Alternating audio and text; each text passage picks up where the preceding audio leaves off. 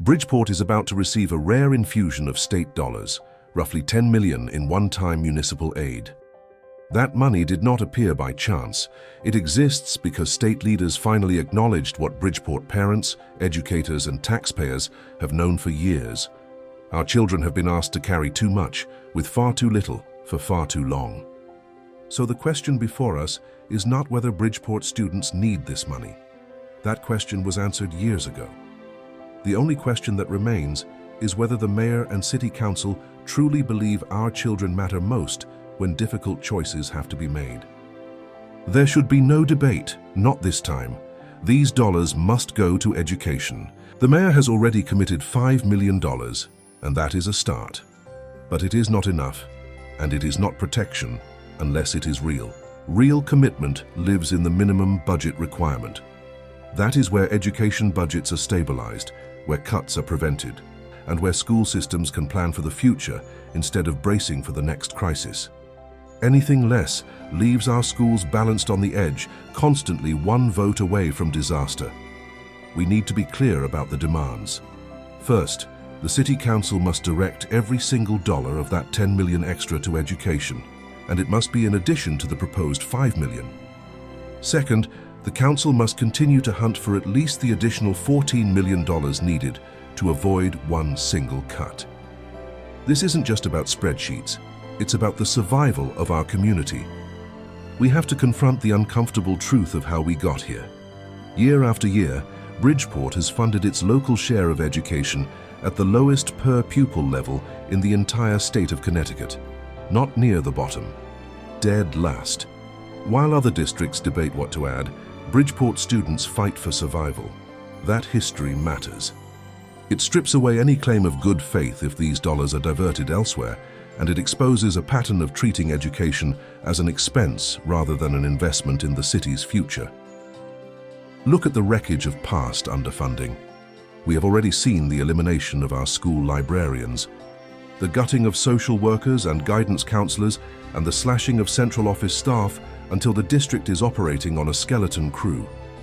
We have systematically starved the very people meant to support our children's mental health and literacy. Even with increased funding, Bridgeport still remains nearly $19 million short of avoiding total catastrophe. If the city and state don't find this money, we aren't just talking about belt tightening. We are talking about the potential for multiple school closures, mass layoffs of dedicated staff, and the packing of students into overcrowded classrooms where learning becomes impossible. You cannot overfund something you have spent a decade dismantling. The Pequot and Mohegan distribution formula exists specifically because of deep fiscal and educational distress. Bridgeport qualifies because the numbers are undeniable. High poverty, low property wealth, and decades of chronic underinvestment. This is not bonus money. It is a belated acknowledgement of a crisis.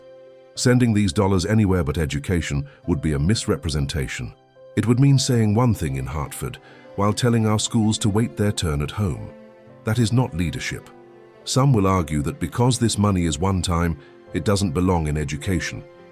That argument ignores the reality that our schools have already absorbed the permanent consequences of one-time cuts, deferred maintenance, lost programs, and more than 400 positions eliminated over the past decade.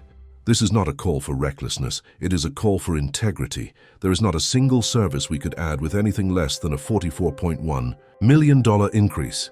We could only stabilize current staffing and address student needs at the current insufficient level. To restore services lost over the last decade would take $106 million. Put the money in the MBR and let education professionals do their jobs. We also need to keep the pressure on and wring a few more dollars from the state to fix this broken formula once and for all. Diverting these funds away from schools would be a conscious political choice. It would not be neutral, and it will not be forgotten. When money arrives because of educational distress, there is no moral or political justification for sending it anywhere else. Bridgeport can no longer say education is a top priority while our funding says otherwise. This moment removes all deniability.